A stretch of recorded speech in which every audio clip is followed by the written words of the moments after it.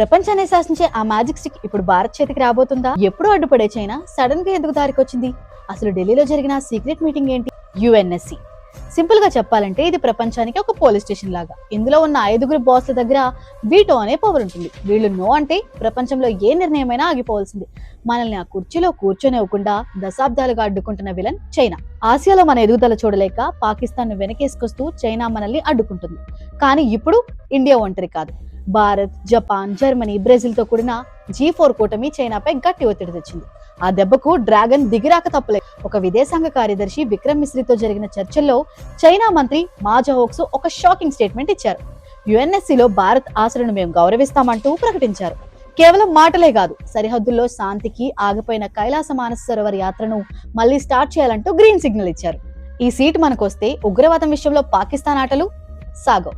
ప్రపంచంలో ఏ యుద్ధం జరిగినా మన సంతకం లేనిదే ముందడుగు పడదు. భారత్ ఫాలోవర్ కాదు, వరల్డ్ లీడర్. మరి చైనా మాటను మనం నమ్మొచ్చా, లేక ఇదొక కొత్త స్ట్రాటజీనా? మీరేమనుకుంటున్నారు? కామెంట్ చేయండి.